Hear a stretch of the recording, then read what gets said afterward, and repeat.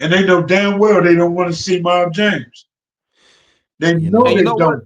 But And, go and you ahead. know what? To go into that, bro.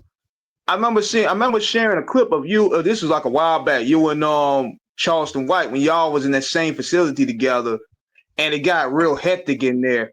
Now I'm looking at what people are saying on the internet, and I was like, dude, knowing how we know about you, I'm like, man, he could have ripped his eye off the socket, but you know he's a better man right now. You know what I mean? But let us know how that happened, and going forward, where you going forward with that? Well, after that was over, I came home. I came back to California, put my shit in the trunk, and came home. Uh, I didn't look at it as nothing big. If Charleston White was 2 feet taller, I'd have broke his motherfucking neck. But he's standing down here, and I see the fear in him.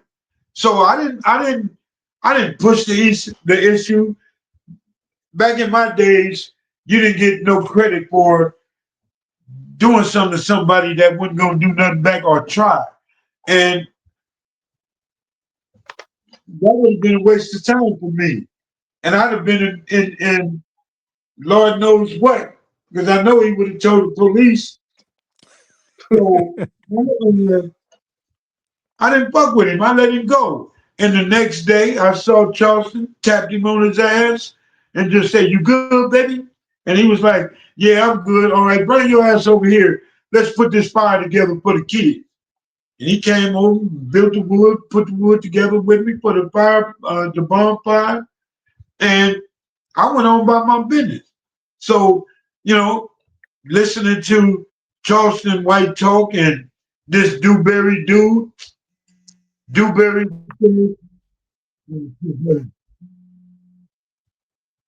this Dewberry say, what motherfucker, I sit there and talk to you, but see, people don't say what happened off the camera. So right, Right. right. talking to him and what I'm gonna do, what I could have did. He ain't saying it would have you'd have touched Charleston, you'd have had a problem.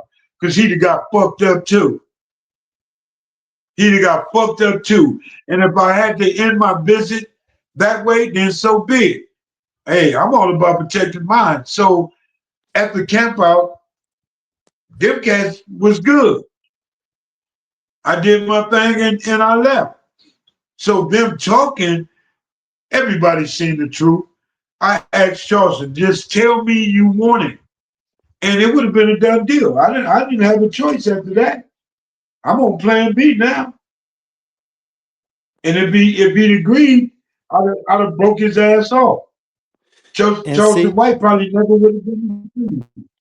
and see, that's the one thing about it, James, that people don't understand that it takes a long, long, long time to get to where you're at from what you have endured and been through. And for you to grow, to evolve, to stand faithfully and concretely in your faith and your convictions as a man changed, this is what people have to understand.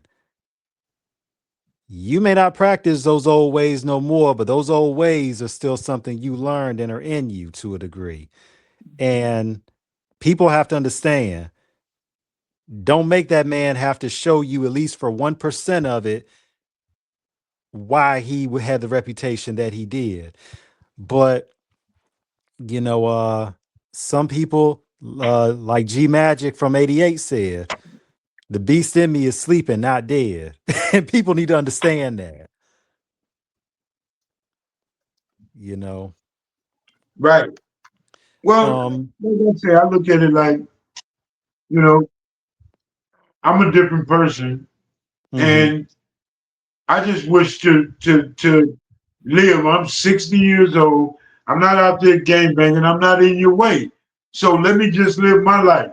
Let me do what I'm doing and stop trying to drag me into your bullshit. But Right. misery love company, if you got a reputation, these people want to try to drag you because this is a real story. It's a lot of brothers out there my age that made it through it. Might not have went through as much, but made it through it. And let me be me.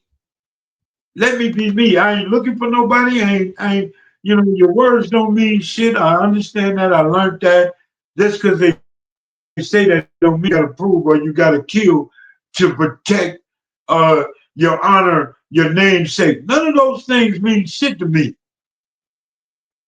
Living and being responsible and taking care of the things I need to take care of. I'm not gonna do life in prison and I can't take care of my loved ones, my grandson. So I'm gonna do what I gotta do to stay out here so I can continue to protect. Will I kill for them? Yes, I will. Will I go Absolutely. to And we get prison for it. them? Yes, I will. But we're not going for that to happen. So I ain't gotta worry about none of that. I don't have to worry about none of that. So, you know, it's just a whole lot of people out there like me, that are that truly understand what growing up and understanding and elevating with all this shit mean. And I'm just glad to be amongst those that made it out, that got a Kind of, chance to live life the yeah, way I should. kind of as a anecdotal cousin to it. It's kind of like sounding like how Dre left Death Row. Um, I still have that Source magazine from 1996 when Dre talked about why he made the decision to leave when he did, because kind of a cousin to yourself. Dre said, I saw too much that was going on and I had to get away from it. He's like, it was just too unpredictable, and there is a point where you Dre got realize, scared. go ahead. Dre was scared, and Hmm. Dre didn't know how to say I want out when he wanted out. Right. He worked himself to that. Dre Got you. was scared that he might become a victim any day. Hmm. Dre was on pins and needles. I don't care what nobody say. You We know, believe it. it wasn't a huh? We believe it. We believe it. Knowing Yeah, the stories we know and we've heard from people off yeah, air, we believe it. right. So let's give Dre credit for leaving. Dre had another opportunity. He didn't leave until that opportunity came. He signed on the Hmm. dotted line and he walked away from Death Row with nothing. Right. And he did the right thing, and it was his choice. And, it wasn't nothing you could do about it. Nigga, you done took my woman. I mean, Suge did everything in the book to disrespect Dre, belittle him. Hmm.